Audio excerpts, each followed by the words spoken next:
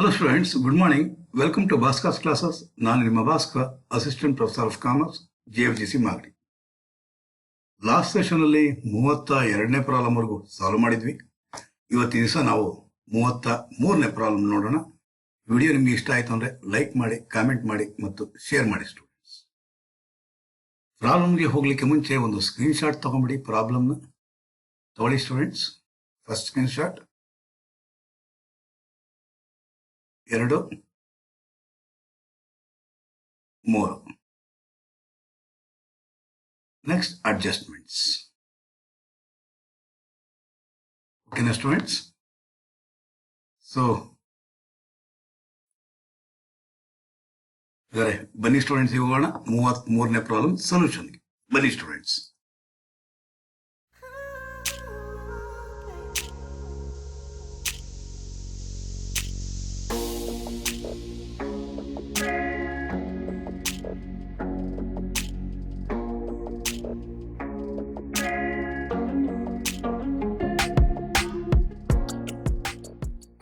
ಯಾವುದೇ ಪ್ರಾಬ್ಲಮ್ಗೆ ಹೋಗೋಕೆ ಮುಂಚೆ ಮೊದಲೇನು ಮಾಡ್ಬೇಕು, ನಾವು net profit as per P&L account ತಗೊಬೇಕು. Net profit as per P&L account ಇರೋದು 42,67,000. ಮೊದಲದ್ದು ಬರೆದು ಬಿಡೋಣ. 42,67,000. 42,67,000. ಓಕೆ. 42,67,000. ಈಗ P&L account debit side, adjustments credit side. Very nice. So opening stock allowed ಬಿಟ್ಬಿಡಿ. ಪರ್ಚೇಸಸ್ ಅಲ್ಲೋಡ್ ಬಿಟ್ಬಿಡಿ. ಬ್ಯಾಡ್ ಡೆಟ್ಸ್ ಅಲ್ಲೋಡ್ ಬಿಟ್ಬಿಡಿ. ಅದೇ RBD ಇದ್ರೆ reserve for bad debts, provision for bad debts, bad debt reserve ಅಂತ ಕೊಟ್ಟಿದ್ರೆ dissolve ಆಗೋದು. ಇಲ್ಲಿ ಬರೀ ಬ್ಯಾಡ್ ಡೆಟ್ಸ್ ಅಲ್ಲೋಡ್ ಬಿಟ್ಬಿಡಿ. ಆಫೀಸ್ ರೆಂಟ್ ಅಲ್ಲೋಡ್ ಬಿಟ್ಬಿಡಿ. Office expenses also allowed. Salaries, advertisement, GST allowed. Business ನಲ್ಲಿ ಸರ್ವೇ ಸಾಮಾನ್ಯವಾಗಿ ಆಗುವಂತಹ ಎಕ್ಸ್ಪೆನ್ಸಸ್. ರಿಸರ್ವ್ ಬಂತು ನೋಡಿ, ರಿಸರ್ವ್ ಫಾರ್ GST ಡಿಸಲೋಡ್. ಎಷ್ಟಂತೆ? 60,000. Reserve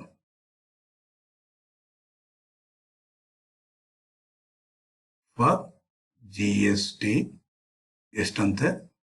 60,000. 60,000. Donation to prime minister national relief fund. So disallowed. Donation to prime minister national relief fund ಎಷ್ಟಂತೆ? 12,000.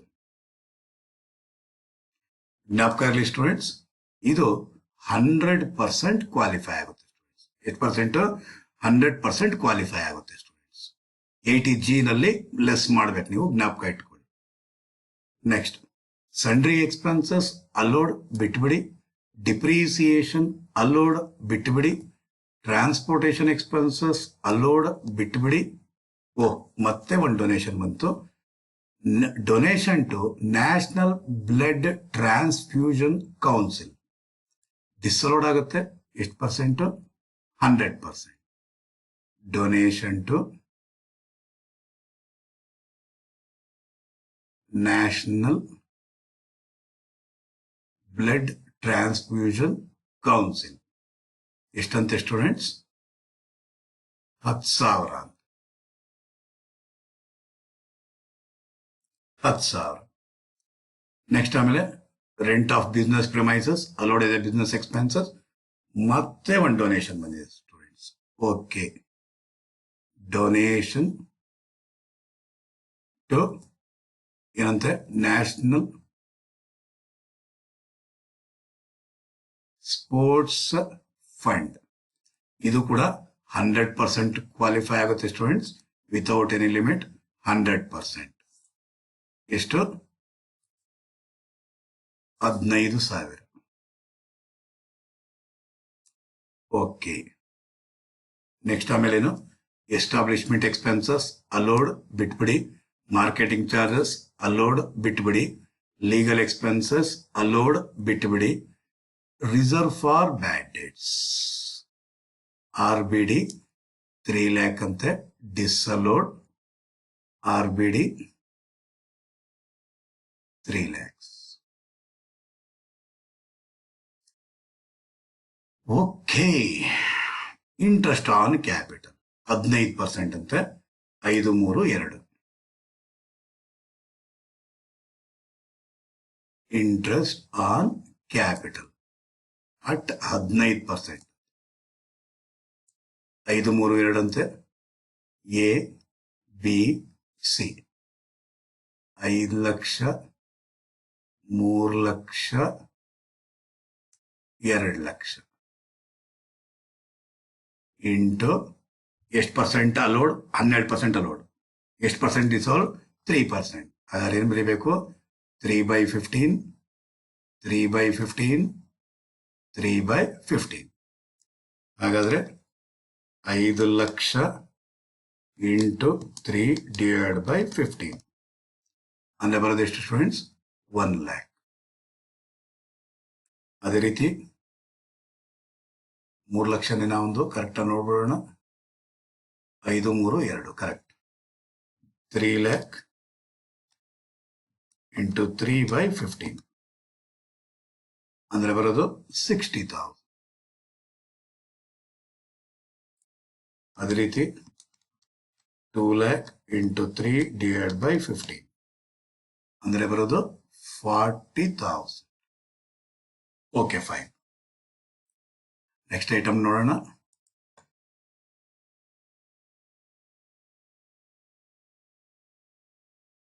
Next item ಏನಂತ?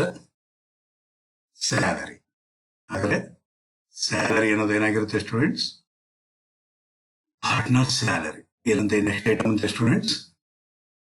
Salary. Salary ಎಷ್ಟಂತೆ? 180 120 1. Salary A B C 1,80,000 120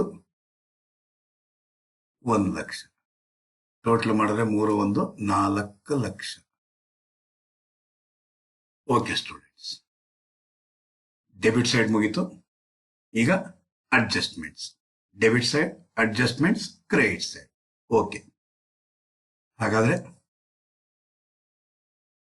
closing stock is over valued by 20%.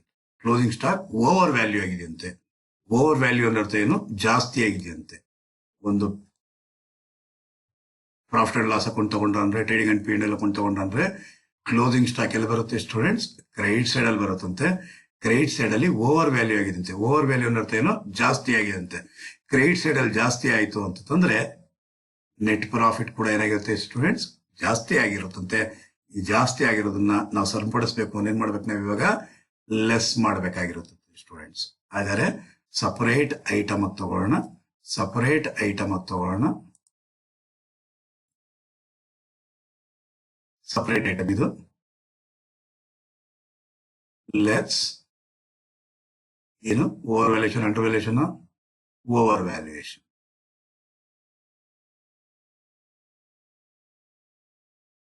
Over valuation of ಏನದು? Opening stock, sorry closing stock. ಎಷ್ಟಂತೆ over valuation of closing stock? Closing 20% ಅಂತೆ. Closing stock ಇರೋದು ಎಷ್ಟು?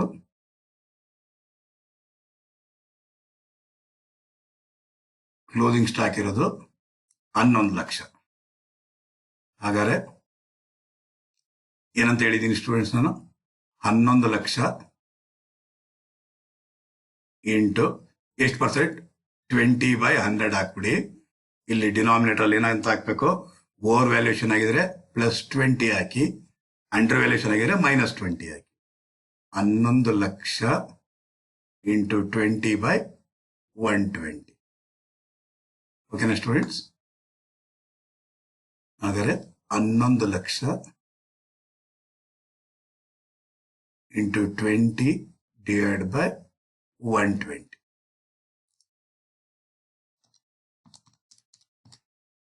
11 lakh into 20 divide by 120. ಎಷ್ಟು lakh ಇರೋದಲ್ಲಿ?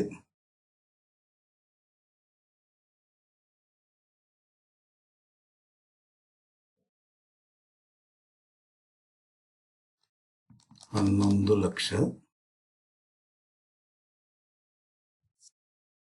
Actually problem ಅಲ್ಲಿ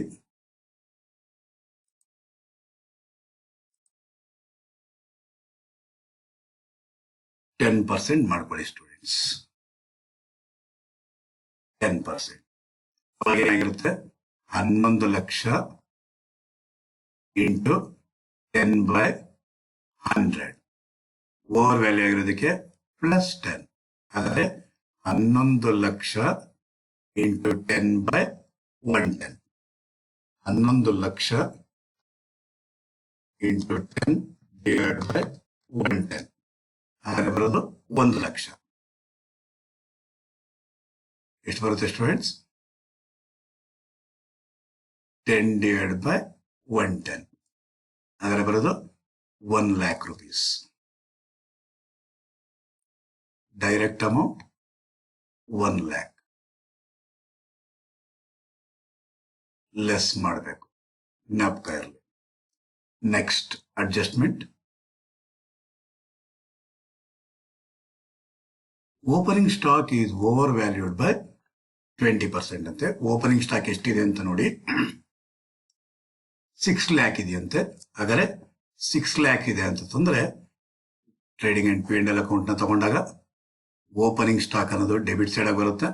so over value ಆಗಿದೆ ಅಂದ್ರೆ ಜಾಸ್ತಿ ಆಗಿದೆ. ಡೆಬಿಟ್ ಸೈಡ್ ಜಾಸ್ತಿ ಆಯ್ತು ಅಂದ್ರೆ ಪ್ರಾಫಿಟ್ ಕಡಿಮೆ ಆಗಿದೆ. ಅಂದ್ರೆ ಏನ್ ಮಾಡ್ಬೇಕು ಸ್ಟೂಡೆಂಟ್ಸ್? ಆಡ್ ಮಾಡಬೇಕು. ಎಷ್ಟು ಲಕ್ಷ ಕೊಟ್ಟಿರೋದು? 6 lakhs ಕೊಟ್ಟಿರೋದು. ಇಂಟು ಎಷ್ಟು ಪರ್ಸೆಂಟು? 20/120. 20/120 ಅಂತಂದ್ರೆ ಹೌದೋ ಇಲ್ವೋ?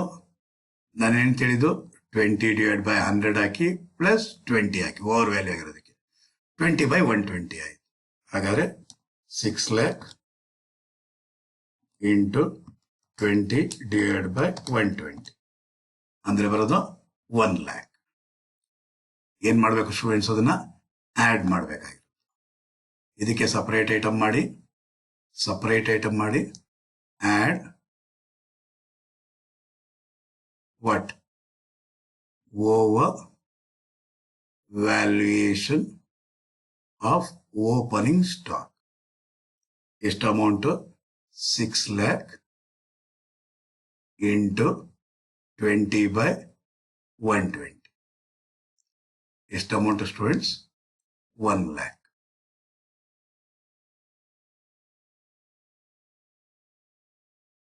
ಆಡ್ ಮಾಡಬೇಕಾಗಿರುತ್ತೆ ಸ್ಟೂಡೆಂಟ್ಸ್. ಓಕೆನಾ? ಸೊ ಎರಡನೇ ಅಡ್ಜಸ್ಟ್ಮೆಂಟ್ ಆಯ್ತು. Depreciation allowable as per section 32 ಎಷ್ಟಂತೆ? 2,30,000 ಅಂತ. ಮೇಲ್ಗಡೆ ಡಿಪ್ರಿಸಿಯೇಷನ್ ಎಷ್ಟಿದೆ ಅಂತ ನೋಡಿ. 2,20,000 ಇದೆ. ಇಲ್ಲಿ ಎಷ್ಟಿದೆ? 2,30,000 ಇದೆ. ಹಾಗಾದ್ರೆ ನೀವೇನ್ ಜಾಸ್ತಿ ತಲೆ ಕೆಡಿಸ್ಕೊಳಕ್ ಹೋಗ್ಬೇಡಿ.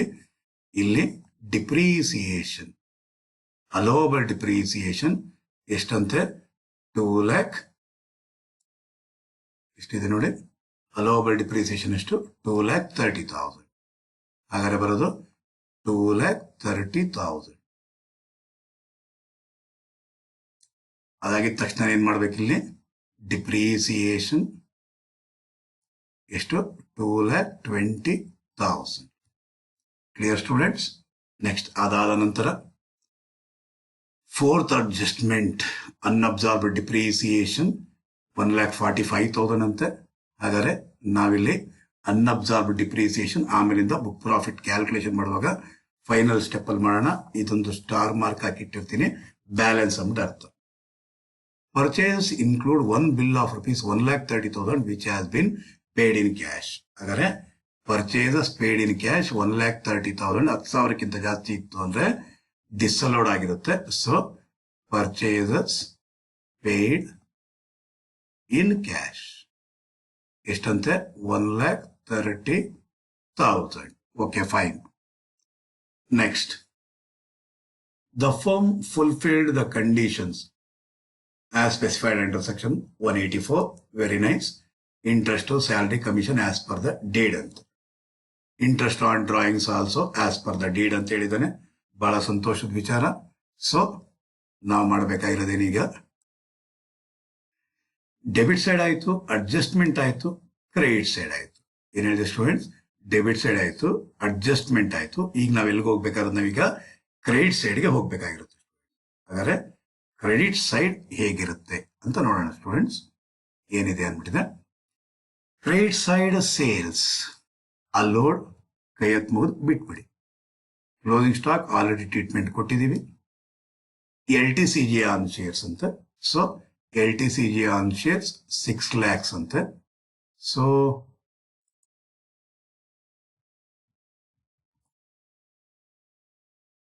LTCG 112A 6 lakhs. Okay, fine. Discount allowed ಬಿಟ್ಬಿಡಿ. Bad debts record allowed earlier ಈಗಲೂ ಬಿಟ್ಬಿಡಿ. ಡಿಸ್ಅಲೋಡ್ ಆಗಿದ್ರೆ ಅಂದ್ರೆ ಲೆಸ್ ಮಾಡ್ಬೇಕಾಯ್ತು. ಕಮಿಷನ್ ಅಲೋಡ್ ಈಗಲೂ ಅಲೋಡ್ ಬಿಟ್ಬಿಡಿ. Long term capital gain on flat 4 lakhs. LTCG 112 4 lakhs ಅಂತ. Okay, 4 lakhs. Okay, right. Interest to B, interest on drawings of B 10,000 ಅಂತೆ. ಹಾಗಾದ್ರೆ interest on drawings allowed as a business expense, income ಬಿಟ್ಟುಬಿಡಿ. So bad debts reserve, bad debts reserve ಅನ್ನೋದು ಇಲ್ಲಿ ತಪ್ಪಾಗಿ ಬಂದಿದೆ students. Actually ಇದು ಯಾವ ಐಟಮ್ ಇದು? ಕ್ರೆಡಿಟ್ಸ್ ಡೆಬಿಟ್ ಸೈಡ್ ನ ಐಟಮ್. ಅಲ್ಲಿ ತಗೊಳ್ಳೋದ್ ಬದಲಾಗಿ ಬ್ಯಾಡ್ ಡೆಟ್ ರಿಸರ್ವ್ ಇಲ್ಲಿ ಬಂದಿದೆ, ಇದು ಇಲ್ಲಿಲ್ಲ.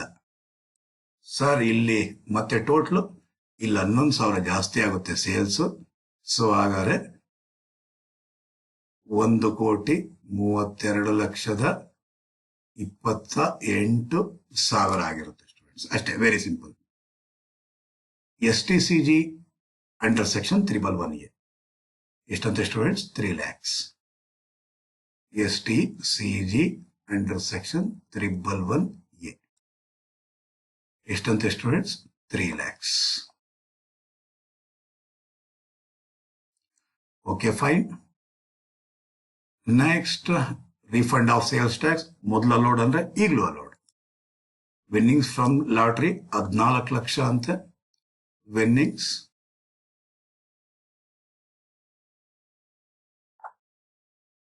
Lottery net 14 lakh. Fine. Rent from property 12 lakh ಅಂತ ಸ್ಟೂಡೆಂಟ್ಸ್. ಏನದು? ರೆಂಟ್ ಫ್ರಮ್ ಪ್ರಾಪರ್ಟಿ 12 ಲಕ್ಷ ಅಂತ. ಅಲ್ಲಿ ಕಂಪ್ಲೀಟ್ ಆಯ್ತು. Debit side, adjustments, credit side. Okay, ಹಾಗಾದ್ರೆ ಈಗ ಬ್ಯಾಲೆನ್ಸ್ ಮಾಡೋಣ. ಒಂದು ಅಡ್ಜಸ್ಟ್ಮೆಂಟ್ ಬಿಟ್ಟಿದ್ದೀನಿ, ಅದನ್ನ ಆಮೇಲೆ ಕನ್ಸಿಡರ್ ಮಾಡ್ತೀನಿ ಅಂತ ಹೇಳಿದೀನಿ. ಈಗ ಟೋಟಲ್ ಹಾಕೋಣ. ಫಸ್ಟ್ ಟೋಟಲ್ ಎಷ್ಟೆಷ್ಟು? 60,000 plus 12,000 plus 10,000 plus 15,000 plus 3 lakh plus 1,60,40 ಅಂದ್ರೆ 2 ಲಕ್ಷ ಪ್ಲಸ್ 4 ಲಕ್ಷ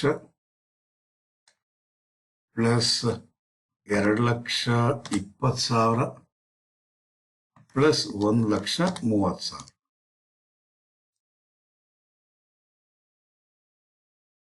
ಸೊ 13 ಲಕ್ಷದ ಎಷ್ಟು ಬರುತ್ತೆ ಸ್ಟೂಡೆಂಟ್ಸ್? 13,47,000 ಬರುತ್ತೆ. ಪ್ಲಸ್ 42,67,000 ಅಂದ್ರೆ ಬರುವಂತಹದ್ದು ಟೋಟಲ್ 56,14,000. ಇದನ್ನೇನ್ ಮಾಡ್ಬೇಕಾಗಿರುತ್ತೆ ಸ್ಟೂಡೆಂಟ್ಸ್? ಇದನ್ನ ಸಪರೇಟ್ ಐಟಮ್ ಆಗಿ ತಗೊಬೇಕು ಅಂತ ಹೇಳಿದೀನಿ ಇದು ನಾನು. ಸೊ ಆಡ್ ಮಾಡ್ರಿ 1 ಲಕ್ಷ ಪ್ಲಸ್ 1 ಲಕ್ಷ ಅಂದ್ರೆ ಬರೋದು 57,14,000. ಅದರಲ್ಲಿ 1 ಲಕ್ಷ ಲೆಸ್ ಮಾಡಬೇಕು ಅಂತ ಹೇಳಿದೀನಿ ಸ್ಟೂಡೆಂಟ್ಸ್. ಹಾಗಾದ್ರೆ ಬರುತ್ತೆ 56,14,000. ಓಕೆನಾ ಸ್ಟೂಡೆಂಟ್ಸ್. ನೆಕ್ಸ್ಟ್ ಅದಾದ್ಮೇಲೆ ಡಿಪ್ರಿಸಿಯೇಷನ್ 2,30,30,000 ಲೆಸ್ ಮಾಡಬೇಕು ಅಂತ ಹೇಳಿದ್ರಿ, ಮೈನಸ್ 2,30,30,000 ಅಂದ್ರೆ ಬರುವಂತಹದು 54,84,000. ಇದರಲ್ಲಿ ಇಷ್ಟು ಟೋಟಲ್ನ ಲೆಸ್ ಮಾಡಬೇಕಾಗಿರುತ್ತೆ. 10, 20, 26, 36, 39 ಲಕ್ಷ. 39 ಲಕ್ಷ. ಇನ್ನೊಂದ್ಸಲಿ ಟೋಟಲ್ ಹಾಕೋಣ. 6, 4, 10, 20, 30, 30, 4, 3, 7, 7, 9. 30 ಪ್ಲಸ್ 9, 39 ಲಕ್ಷ. ಕರೆಕ್ಟ್ ಆಗಿದೆ. ಮೈನಸ್ 39 ಲಕ್ಷ. ಹಾಗಾದ್ರೆ ಬರುವಂತಹದು 15 ಲಕ್ಷದ ಎಷ್ಟು? 15,84,000. ಏನಿದು book profit before adjusting unabsorbed depreciation. Unabsorbed depreciation under section 32 subsection 2. ಇದ್ರಾಗ ಏನ್ ಮಾಡ್ಬೇಕಿವೆ ನಾವು? Less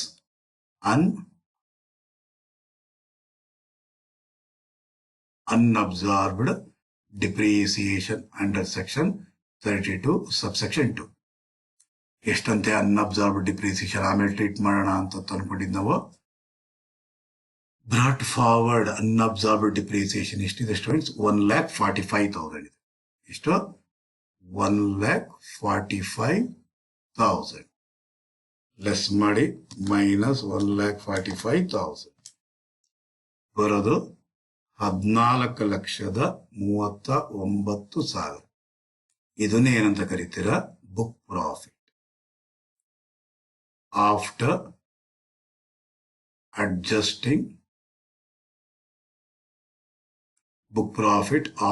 adjusting unabsorbed depreciation under section 32 subsection 2. unabsorbed depreciation ಮಾಡಿದಾದ್ಮೇಲೆ ಬಂದಿರುವಂತೆ 14,39,000 ಬುಕ್ ಪ್ರಾಫಿಟ್ ತಗೊಂಡ್ಬಿಡೋಣ. 14,39,000. Allowable remuneration under section 40B, list of the following two amounts. First one is actual remuneration. Actual remuneration ಎಷ್ಟು ಅಂತ ನೋಡೋಣ. ರೆಮ್ಯುನರೇಷನ್ ಅಂದ್ರೆ ಸ್ಯಾಲ್ರಿ ಒಂದೇ ಇರೋದು. Problem ಅಲ್ಲಿ ಸ್ಯಾಲ್ರಿ ಒಂದೇ ಇರೋದು. So salary ಎಷ್ಟಂತೆ? ಸ್ಯಾಲ್ರಿ ಇರೋದು 4 lakhs ಅಂತ. ಹಾಗಾದ್ರೆ actual salary received 4 lakh. 4 lakh ನಲ್ಲಿ ಅಥವಾ 14,39,000 ಅಲ್ಲಿ ಫಸ್ಟ್ 3 lakh ಗಿಂತ ಜಾಸ್ತಿ ಇದ್ರೆ ಇಲ್ಲಿ 2,70,000 ಡೈರೆಕ್ಟ್ ಆಗಿ ಇಟ್ಟುಬಿಡ್ತೀವಿ. ನೆಕ್ಸ್ಟ್ ಆಮೇಲೆ 14,39,000 ಮೈನಸ್ 3 lakh ಅಂದ್ರೆ ಬರೋದು 11,39,000 into 60%. ಎಷ್ಟು percent students? 60%. Be careful students. ಅಕಸ್ಮಾತ್ ಗಾಬರಿಯಲ್ಲಿ 30% ಟ್ಯಾಕ್ಸ್ ರೇಟ್ನ ಇಟ್ಬಿಟ್ಟಿರ ಅಟ್ 60%.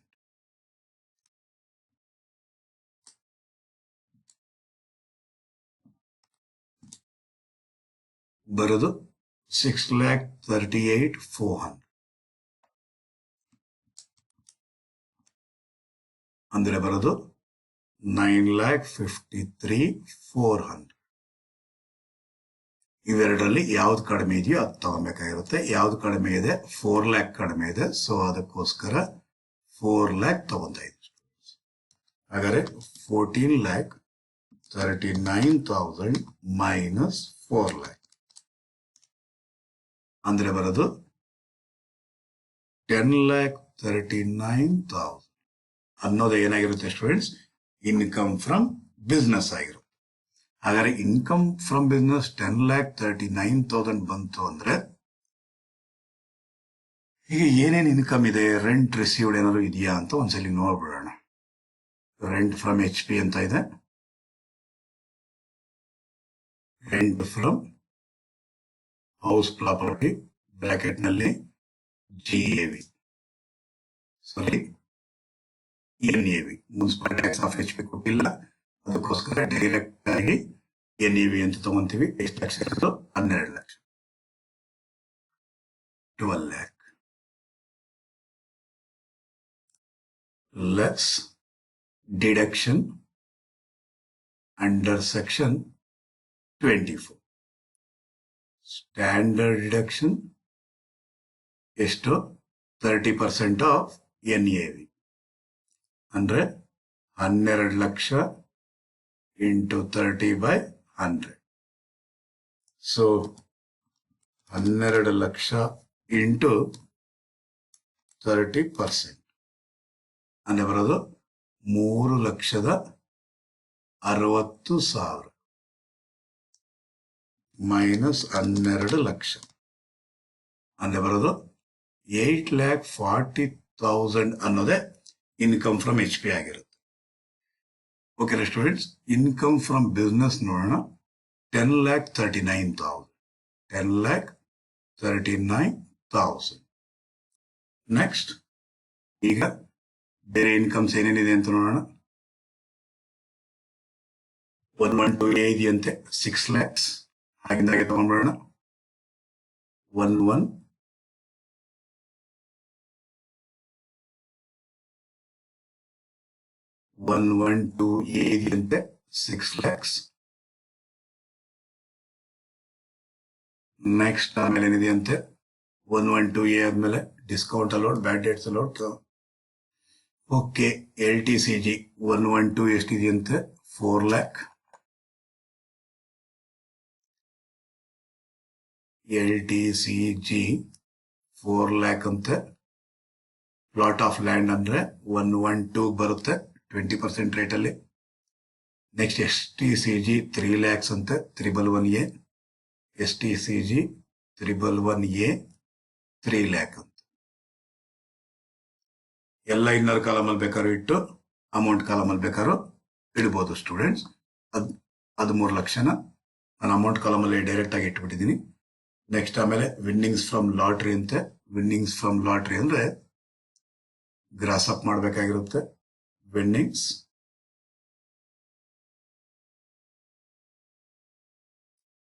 ಲಾಟ್ರಿ ಎಷ್ಟು ಲಕ್ಷ? 14 ಲಕ್ಷ ಇಂಟು 100/70 ಅಂದ್ರೆ ಬರೋದು 20 lakhs. ಓಕೆ, ಇನ್ನೇನಾದ್ರು ಇನ್ಕಮ್ ಇದೆಯಾ ಅಂತ ನೋಡೋಣ.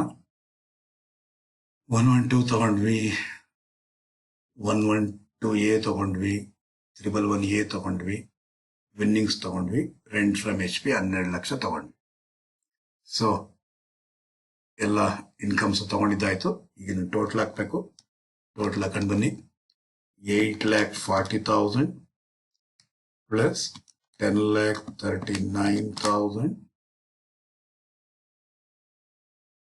ಪ್ಲಸ್ 13 ಲಕ್ಷ ಪ್ಲಸ್ 20 ಲಕ್ಷ ಅಂದ್ರೆ ಬರೋದು 51,79,000.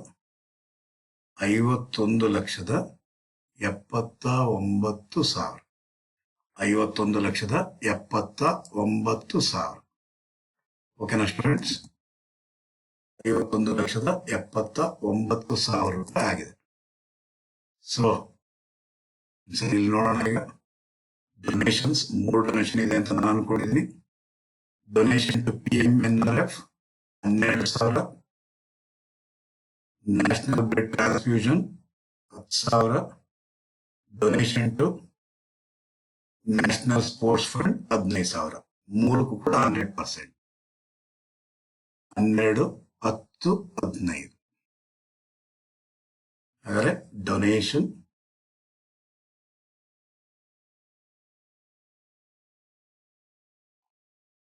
to PMNRF, donation to National Sports Fund, donation to ಯಾವುದು national blood transfusion, national blood transfusion ಎಷ್ಟೆಷ್ಟು ಸಾವಿರ ಅಂತ ಇರೋಂಥದ್ದು.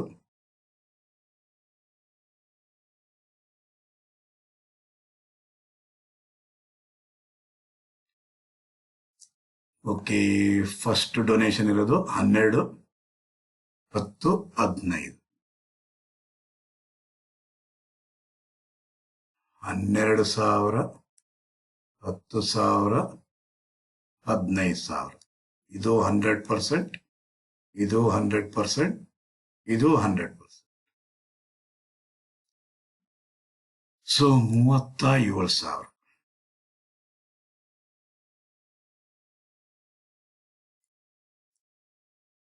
ಸೊ ಮೈನಸ್ 37,000 ಬರುವಂತಹದು 51,42,000. ಇದನ್ನೇನಂತ ಕರೀತೀರಾ ಸ್ಟೂಡೆಂಟ್ಸ್? ಟೋಟಲ್ ಇನ್ಕಮ್ ಅಂತ ಹೇಳ್ತೀರಾ. ಹಾಗಾದ್ರೆ ಟೋಟಲ್ ಇನ್ಕಮ್ ನ ಕ್ಯಾಲ್ಕುಲೇಟ್ ಮಾಡೋಣ. ಈಗ 51,42,000. ಫಸ್ಟ್ LTCG ಸ್ವಲ್ಪ ಪಕ್ಕದಲ್ಲೇ ಇರಲಿ, ಅದು ಟ್ಯಾಕ್ಸ್ ರೇಟ್ಸ್ ಕಡಿಮೆ ಈಸಿ ಆಗುತ್ತೆ. ಓಕೆ, ಅಟ್ 20% ಅಂತ 20% ಯಾವ್ದ್ರ ಮೇಲೆ? 4 ಲಕ್ಷದ ಮೇಲೆ, 4 lakhs. 4 80,000 ಫೈನ್. ಆಮೇಲೆ 112A ಅಂತ ಅಂದ್ರೆ tax on STCG at 15%. On 311A ಎಷ್ಟು? 3 lakhs.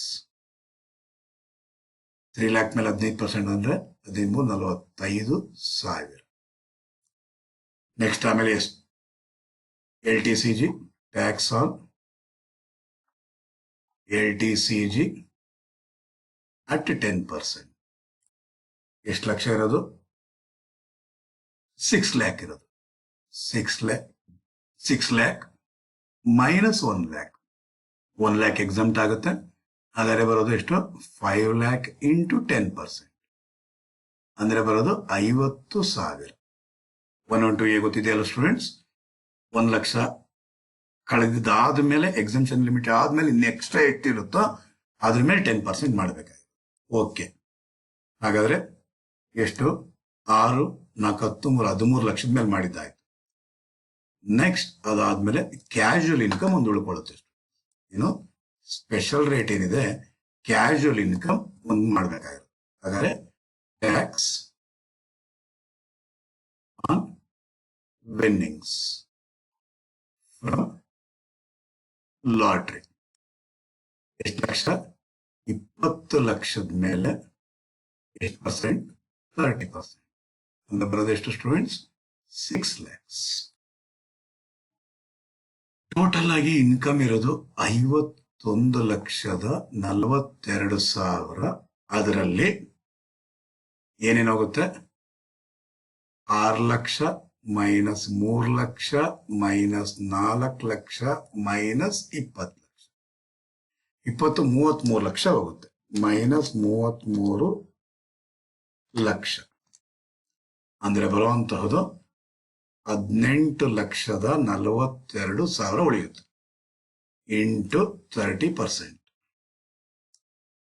ಇಂಟು 30% ಬರುವಂತಹದ್ದು 5,52,600. ಇಷ್ಟು ಟೋಟಲ್ ಮಾಡಿ ಸ್ಟೂಡೆಂಟ್ಸ್. ಇಷ್ಟು ಟೋಟಲ್ ಮಾಡಿದ್ರೆ ಪ್ಲಸ್ 6,00,000 ಪ್ಲಸ್ 95,000 ಪ್ಲಸ್ 80,000 ಅಂದ್ರೆ ಬರೋದು ಟೋಟಲ್ ಇನ್ಕಮ್ ಎಷ್ಟು ಬಂದಿತ್ತು? ಬರೀ 52,00,000. ಓಕೆ, ಹಾಗಾದ್ರೆ ಬರೋದು 13,27,600. ಇದರ ಮೇಲೆ 4%, 4% ಮಾಡಿದ್ರೆ ಬರೋದು 53,104. ಆಡ್ ಮಾಡಿದ್ರೆ ಬರೋದು 13,80,704.